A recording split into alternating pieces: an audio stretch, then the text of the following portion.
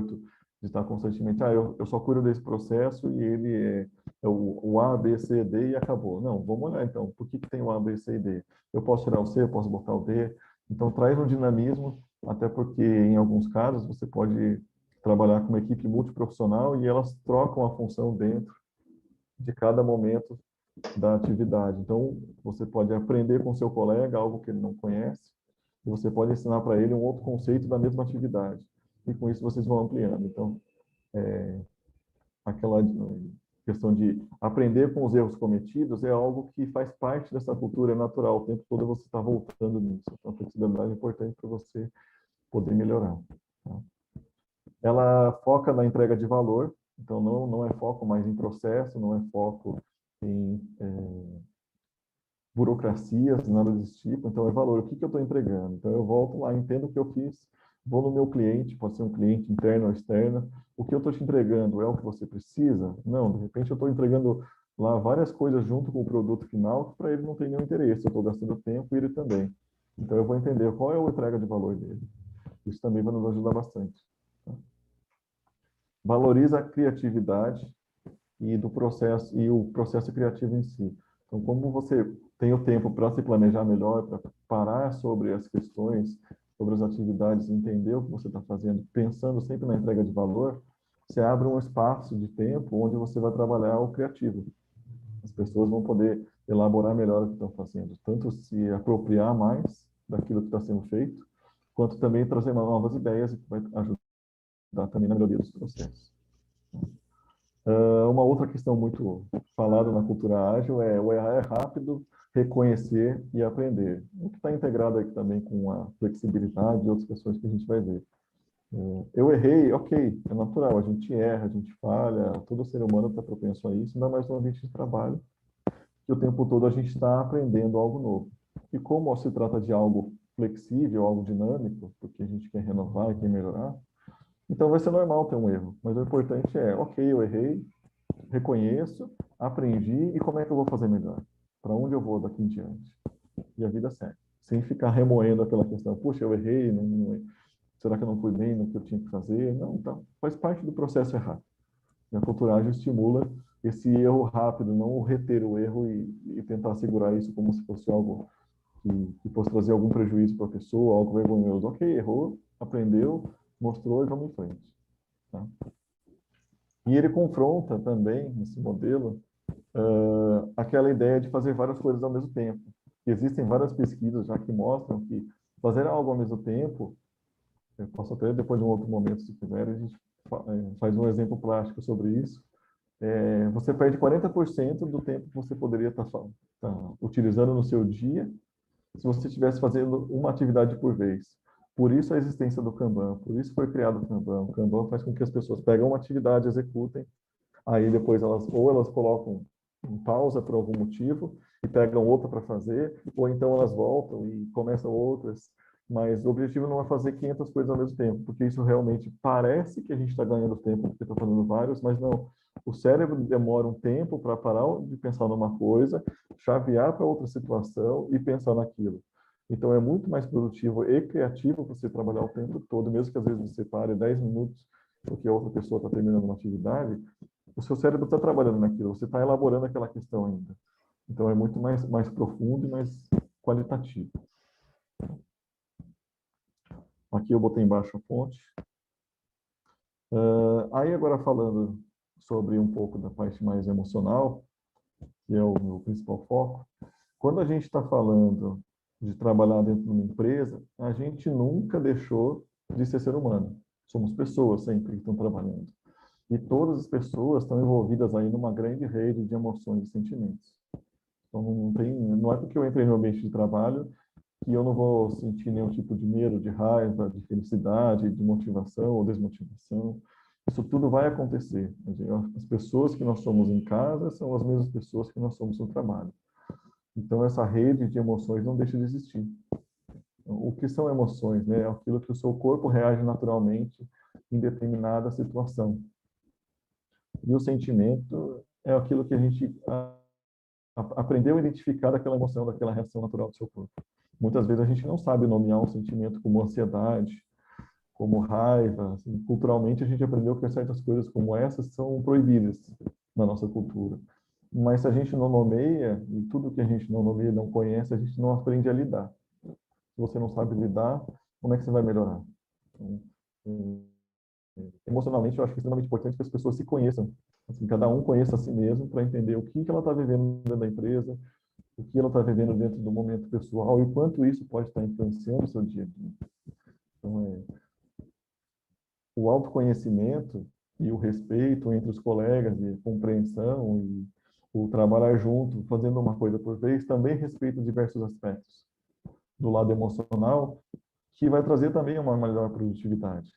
Então, isso é um dos ganhos que esse modelo ágil traz, você poder parar sobre uma questão e trabalhar o lado criativo, o lado emocional. E eu vou entrar mais em detalhes para frente.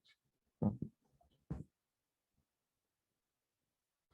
Aí vamos falar um pouquinho agora sobre competências e habilidades. As principais competências que eu consigo enxergar dentro desse mundo ágil são flexibilidade.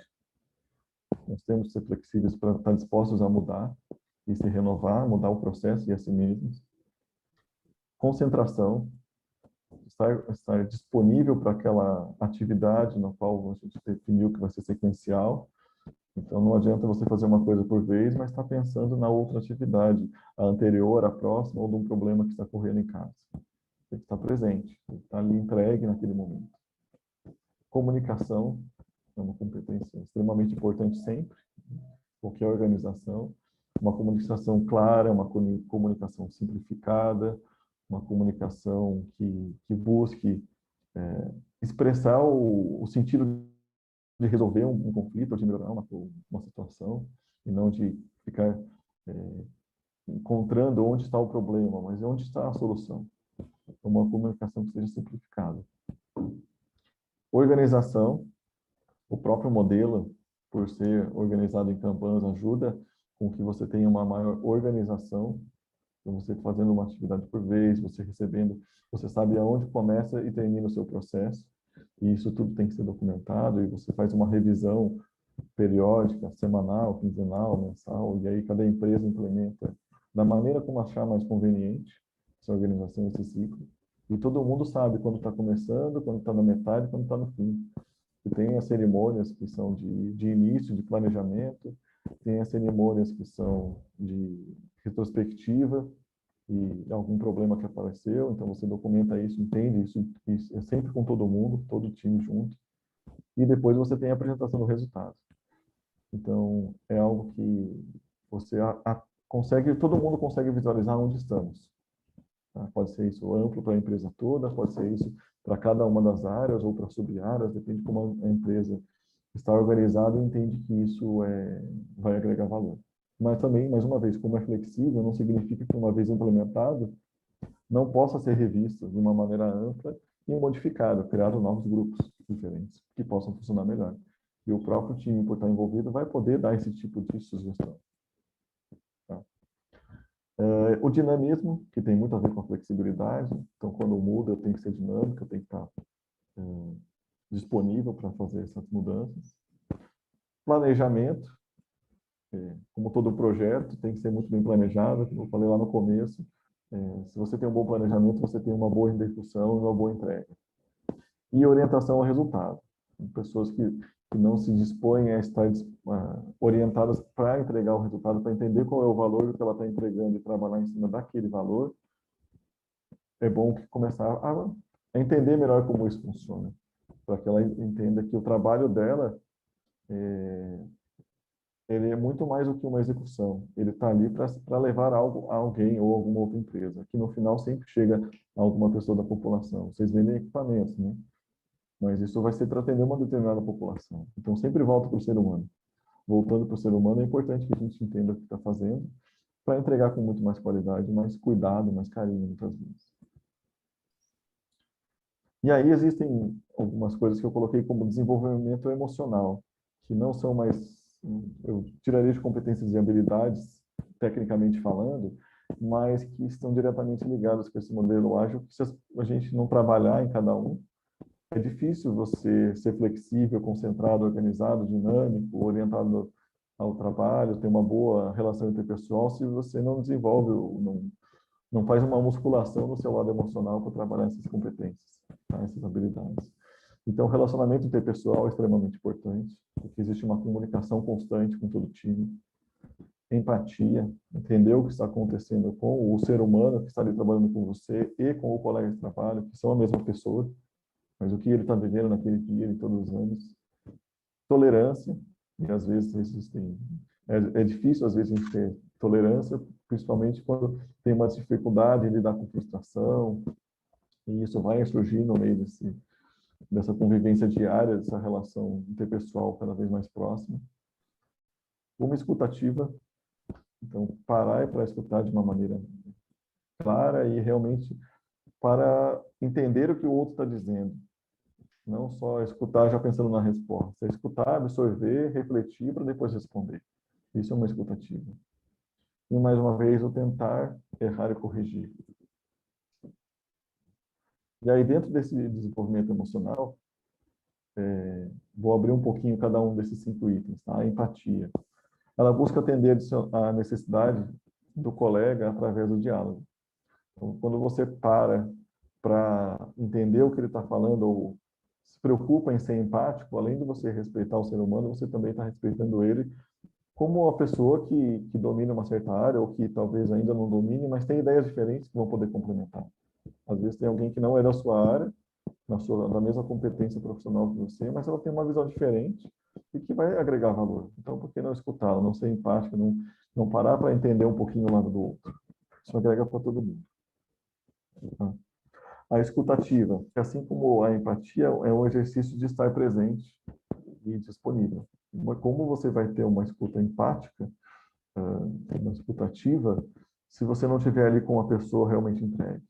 Então, é um conjunto de estar ali novamente, de estar fazendo uma coisa por vez para que você realmente esteja entregue naquela situação. O que facilita também o processo criativo. Tá? A tolerância também é um outro desenvolvimento emocional muito importante, porque muitas vezes o exercício de aceitar o que você não está de acordo.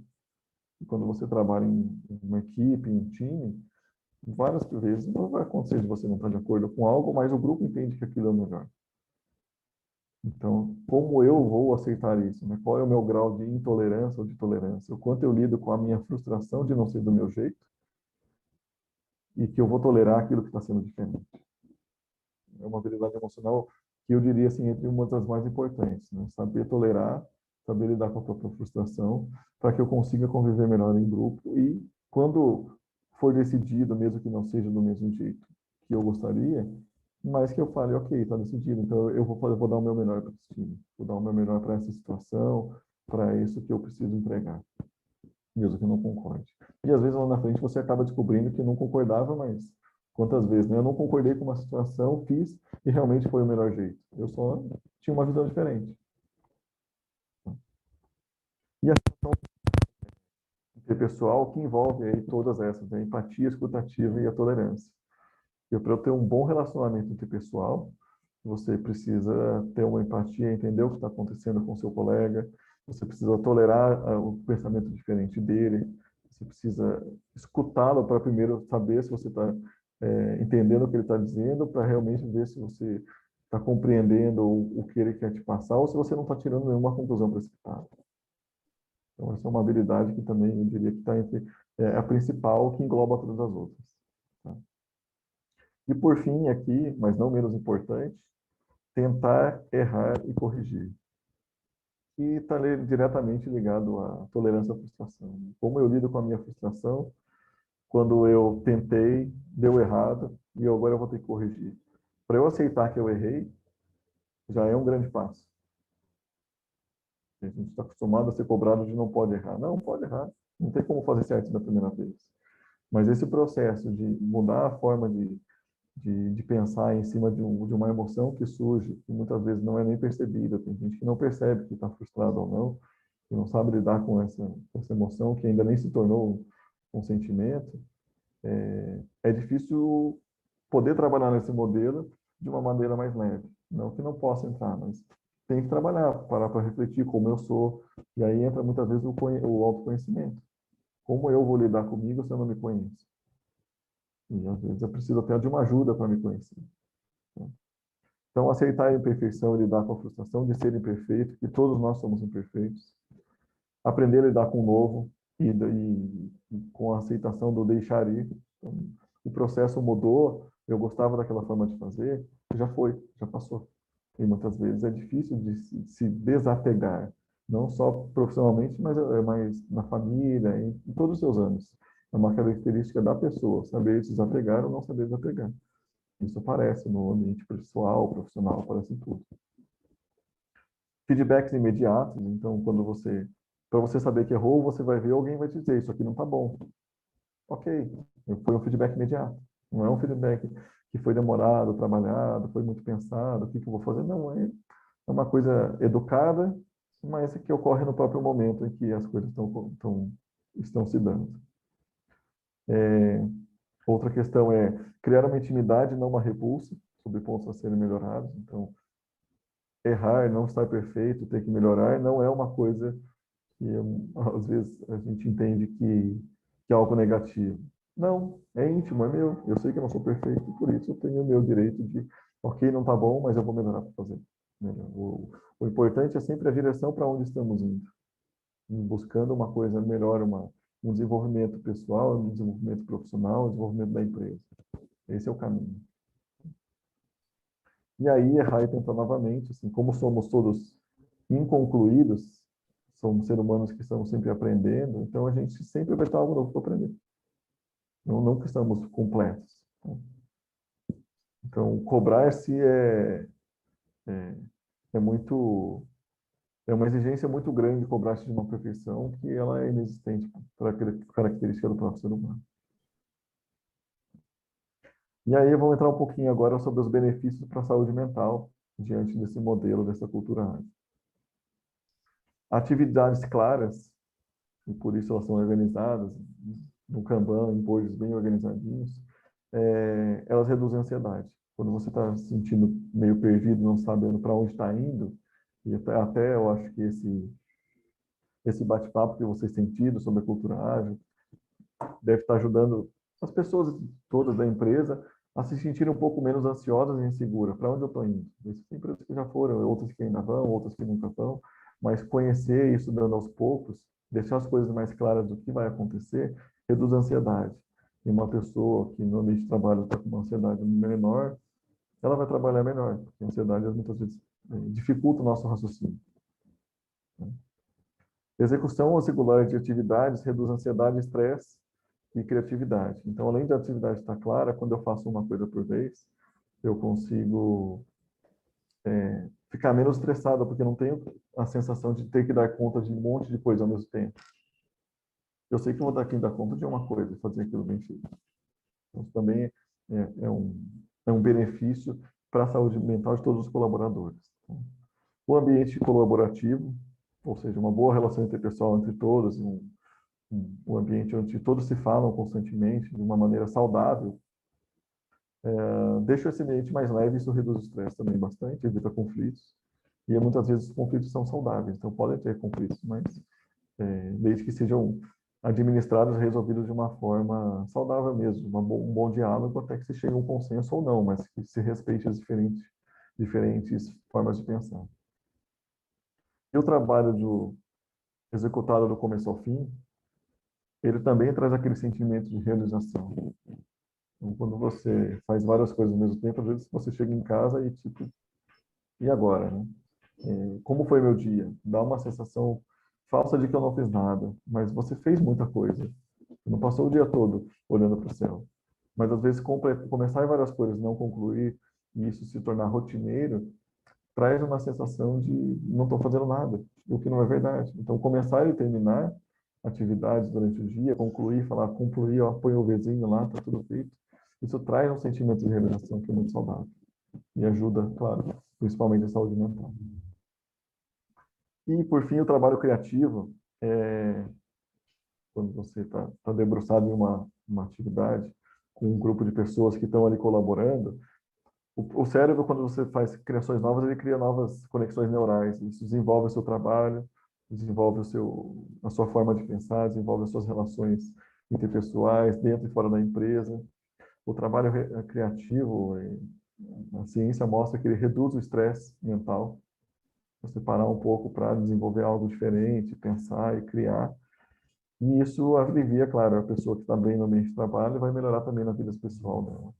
E o desenvolvimento neural, a criação de novas conexões neurais também facilita a criação de novas soluções dentro da empresa e na vida pessoal também.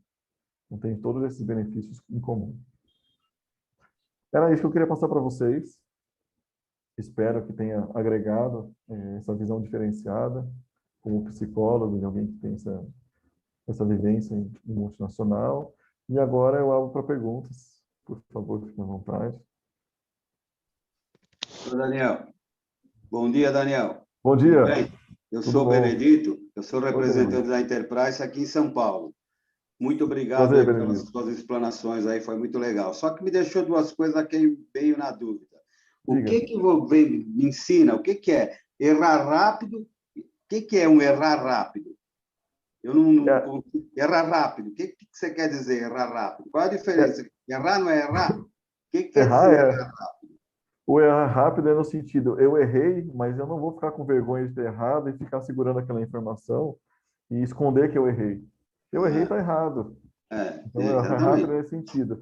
Então, já foi, como você falou, eu errei, está errado, não tem o que fazer. Mas muitas vezes, por receio, por medo, por se sentir constrangido, você acaba empurrando aquele erro lá para daqui uma semana, um mês, às vezes vai até mais longe do que isso. Enquanto uma situação que aquilo fica remoendo, traz um mal-estar para quem está segurando isso. Entendi. E a empresa deixa também de enxergar um problema que poderia ser resolvido às vezes assim. Quantos erros são simples e o colega sabe resolver na hora? Outra coisa, o que vem a ser uma atividade clara para melhorar a ansiedade? Qual que é uma atividade clara? Toda atividade que você faz. Qual que é a clara? A clara é quando você recebe todas as demandas, assim, recebe a informação daquilo que precisa ser feito de uma maneira esclarecida, com detalhes. Então, você sabe exatamente o que você está recebendo, você sabe o que você tem que fazer e você sabe o que tem que entregar. Muitas vezes você recebe algo que está incompleto. E aí existe esse diálogo, essa boa relação interpessoal, para você poder esclarecer, para depois você começar a executar. Então, é a parte do planejamento, né? Aquelas discussões em que você entende o que tem que ser feito, para depois você aplicar. Quando você executa de uma maneira não clara, você está só reproduzindo algo, executando. Se torna um tarefeiro. Para algumas coisas isso é bom, para outras coisas isso é angustiante. Você chega no final e fala, o que eu entreguei? Não sei. O que será que eu entreguei? Ou muitas vezes no meio do caminho, se você não tem claro, você só faz e passa para frente, e pode estar indo com erro. Quando aquilo está claro para você que está executando, você fala, opa, isso aqui poderia ser melhor, poderia ser diferente. Vou voltar na pessoa que me pediu e dizer, olha, se fizer desse jeito aqui, é isso mesmo que você quer? Então, claro também no sentido de ter domínio daquilo que você está fazendo. Entendi. E quando tiver um pouco de nublado, ainda a ansiedade permanece.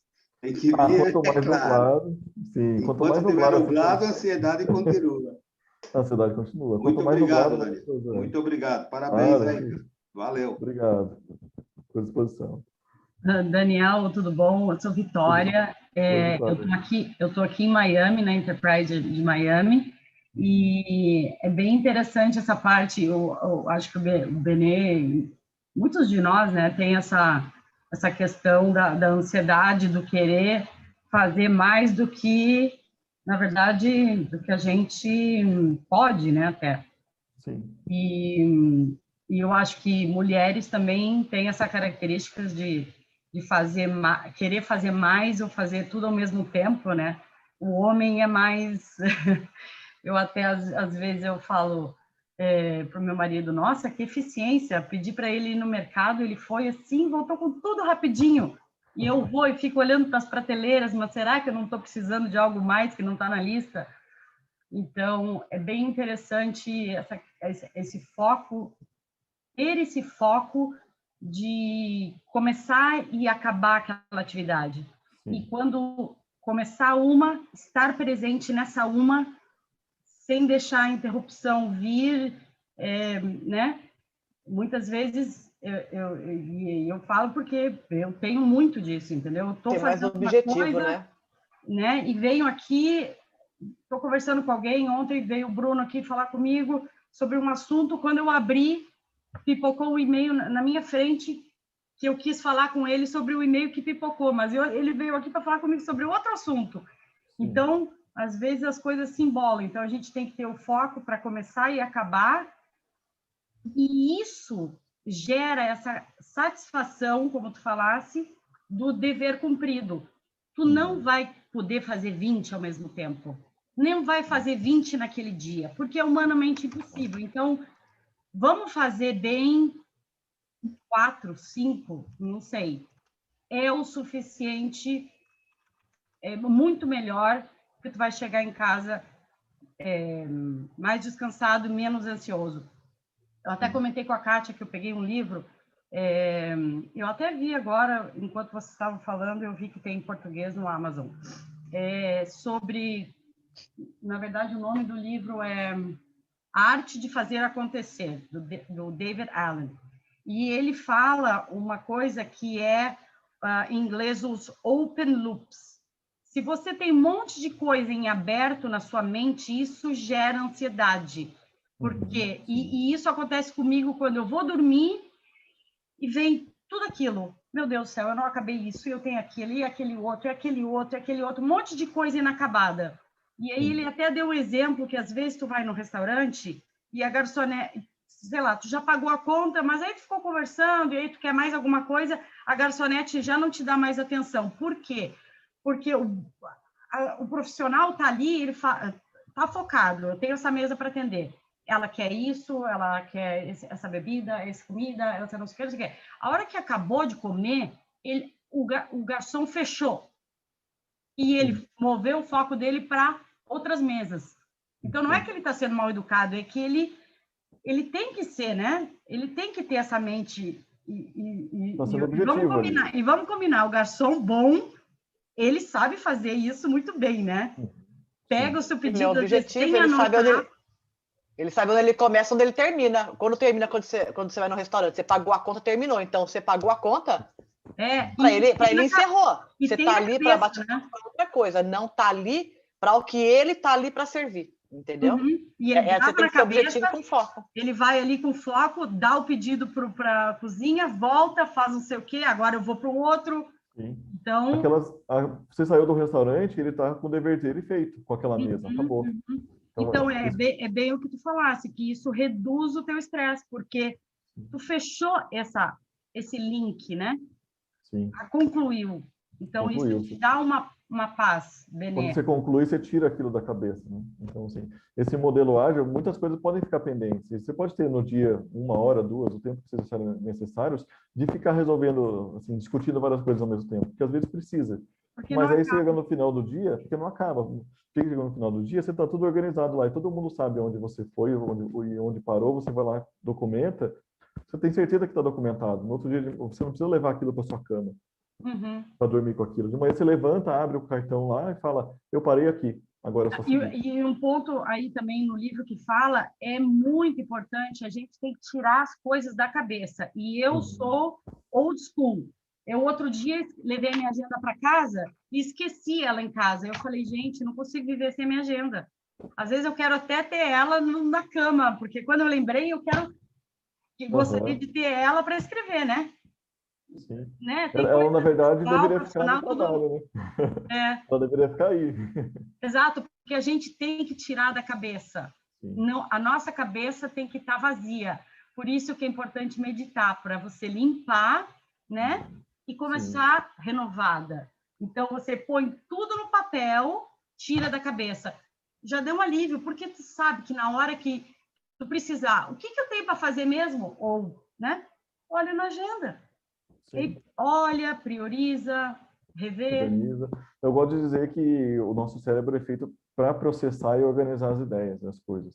Ele não é um armazenamento. Para isso existe a nuvem, para isso existe o cartão, existe uma agenda. Ali que você armazena. No outro dia de manhã você chega e abre, sabe o que tem ali e pronto, você continua. Você tem a capacidade de processar novamente. Exato. Então você não precisa armazenar tudo, porque senão chega uma hora que o cérebro fica gigante, você não aguenta mais. Ainda mais hoje, o nível, né, de informação na digital, né? É demais. O estímulo é muito intenso. Exato. Então é isso. Obrigada. Nada. Daniel. A Madalena levantou a mão aqui. Oi. Tá. Alguém levantou a mão? Eu tenho uma mãozinha da Madalena levantada aqui. Pode, depois eu falo, depois eu tiro. Obrigada, Daniel. Na verdade, eu não tenho nenhuma pergunta, não. Eu só queria realmente consentir com muitos aspectos que você trouxe. Eu adorei essa sua apresentação, porque você trouxe ali aspectos realmente que são práticos no nosso dia a dia. Eu penso que são situações que todos nós vivemos, né? Começando por essa que você trouxe, que eu já vivi isso na prática, que é terminar, começar aquele trabalho, focar nele e terminar. A sensação de satisfação que a gente fica quando consegue terminar aquele trabalho, porque eu sei que eu fiz ele bem, eu não deixei, eu não fiz pela metade, eu não parei para fazer um outro. Então, realmente, conseguir levar isso à prática é algo que dá uma satisfação muito grande, porque eu comecei e terminei. E agora, um aspecto que você trouxe também, que eu achei assim, de suma importância, é sobre o desenvolvimento emocional. Você enumerou ali várias coisas, o relacionamento interpessoal, a empatia, a tolerância, escuta ativa. Isso me chamou muita atenção, porque hoje, na correria que todos vivemos, escutar ficou uma coisa muito difícil. Muitas pessoas, até pela agitação que o dia a dia exige, a pessoa está sempre ocupada, muita coisa para fazer, não consegue escutar o outro. E interrompe, até no mundo das lives. Eu participo de muitas lives e outras atividades que eu faço também, e quantas vezes você nem acabou de colocar seu pensamento e as outras pessoas já estão ali falando. Então, para mim, um dos aspectos principais é essa escutativa, que vem junto com a tolerância. Porque sem a tolerância, eu não consigo escutar. Eu não consigo porque eu já eu já pulo nas conclusões e já nem termino. Então, aprender a escutar, né? Ter a tolerância, ter a empatia, e isso realmente ajuda muito no desenvolvimento emocional. E outro aspecto sensacional que você trouxe, eu amei, é o rede das emoções. Como essa rede de emoções influencia a nossa vida, porque são aqueles pensamentos que estão ali dominando a nossa mente, o que nós estamos fazendo, que vai nos deixar num estado bom ou ruim.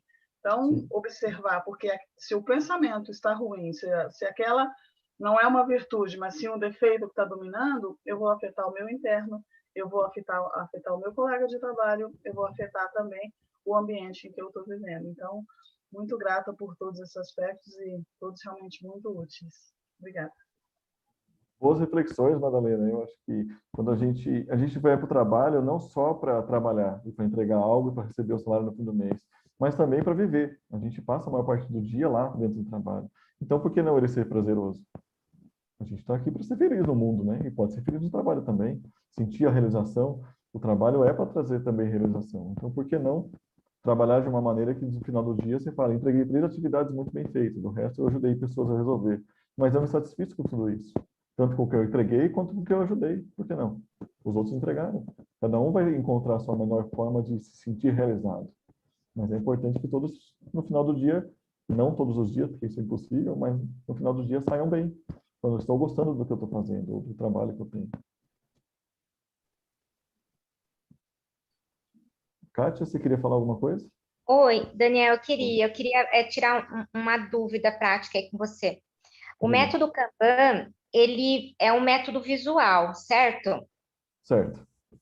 Você precisa ter apenas um software, um programa para você desenvolver, ou existem técnicas que você consegue desenvolver, tipo, num papel, numa lousa, num post-it? Quais as etapas que seriam do Kanban que a pessoa pode se concentrar? Vamos lá, as 3 principais, que a pessoa consegue também se organizar dentro do trabalho dela diário, para que ela não se perca. Tem vários modelos. A gente usa por aplicativo, geralmente, né, web, tem algumas ferramentas gratuitas, mas também dá para fazer, se você quer trabalhar com um grupo de pessoas numa sala, pega só post-it, coloca na parede e cria, por exemplo, 3 colunas. Tipo, o que tem que ser feito, a primeira coluna, o que precisa ser feito, a segunda, o que eu estou fazendo, e a terceira coluna é o que está encerrado. Ou se quiser alguma etapa anterior de tipo, validar se aquilo é o que tem que ser entregue e depois encerrado. Você pode fazer tudo isso. Então, e a pessoa pode ir, né? Isso. Isso, tudo começa na primeira coluna, do que tem que ser feito. Vai pegando o post-it e vai colocando um embaixo do outro. O Daniel. E aí depois vou executando, diga. Guilherme. E Daniel e Kátia. Essa ferramenta pode ser também tipo, virtual, como Trello e afins? Sim, eu usei bastante o Trello, justamente, é uma delas. O Trello é muito bom para isso. Eu tenho até alguns exemplos de implementação que eu fiz em clientes, quando eu fazia gestão de serviço, que chegava a ter 10 colunas.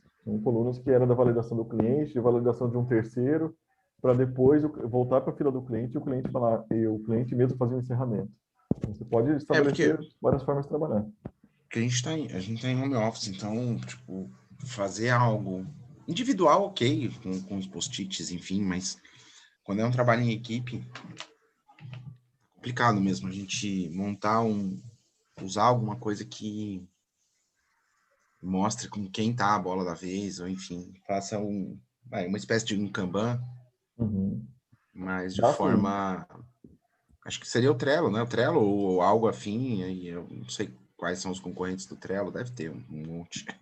Dos que eu conheço, assim, que eu já trabalhei bastante, o Trello eu acho que resolveria muito bem. Você pode ter um quadro só, com várias etapas do processo, e aí você coloca o nome de quem está naquela atividade, então toda vez que você muda o card de lugar, você pode trocar o nome da pessoa que está. E você pode criar cores também, cores de referência. Então, o amarelo pode significar que está atrasado, o verde que está no tempo, o azul que está adiantado. Então, você tem várias referências que você pode incluir ali. Tá, Madalena. Eu acho que o Agidesk também vai nessa linha, né, Guilherme? Não é bem isso, mas... A parte de gestão de projeto é baseada no Kanban. Né? Mas o Agidesk não... É para uma coisa mais dinâmica, né? Assim, não sei, para um atendimento, para alguma coisa assim. O Trello é mais para projeto mesmo. Tipo assim, tem um projeto, sei lá, envolve eu, Pedro... A falou de projeto dentro do Agidesk, vai ter a parte dos projetos também. Então, ali talvez a gente consiga gerenciar isso daí. Fazer essa parte. É que a gente vai ter que ver isso como que funciona lá dentro, se aplicar. Se não aplicar, talvez a gente possa ver o Trello. Mas é isso mesmo, Miri. O Agidesk tem duas partes, que é a parte de atendimento ao cliente, na verdade são três, né? A parte de conhecimentos internos, a parte de atendimento ao cliente e a parte de gerenciamento de projeto. A base de gerenciamento de projeto ele é com base no Kanban. Então, você consegue montar e montar em todo o processo, Daniel. Mas ela mostrou isso pra gente? Sim. Não, ela só falou que tinha, mas ela não apresentou ainda como é que funciona. Nós não vimos ainda. Talvez a Luana então pode ser que sim. Nessa parte, né? Tem algum demo lá que ela consiga brincar com a Luana conhece o Trello. Não conhece o Trello? Isso. Hoje eu trabalho com a Nath com o Asana, que ele é gratuito, então a gente... aquele Asana lá, é a mesma coisa. Eu trabalhei algum tempo com atividades do dia a dia através do Trello. Depende muito de qual lógica você vai colocar em cima daquele board que você está criando, aquele Kanban. Então dá para trabalhar assim, atividades do dia a dia. Porque todas as atividades têm fases. Então, eu cuidava da coluna 1, 2 e 3, por exemplo, e ia colocando os comentários ali embaixo. Dá até para criar checklist, o que facilita muito. Então, eu posso criar o checklist da fase 1, o checklist da fase 2 e a fase 3, por padrão. Você pode ter card de template, de modelo. E aí você vai criando, e vai documentando e vai passando para o próximo. E aí, no final, encerra. Complicado. Assim. Mais alguma pergunta? Obrigada, Daniel. Não? Perfeito. Então, obrigado pela oportunidade. Foi um prazer estar aqui com vocês, falar com vocês e fico à disposição. Obrigado, Kátia. Muito obrigada. Obrigada, Daniel. Tchau. Obrigado, Daniel. Bom dia. Muito obrigado. Obrigado, Daniel. Bom dia para todo mundo. Muito obrigada. Daniel, obrigada. Tchau. Obrigada.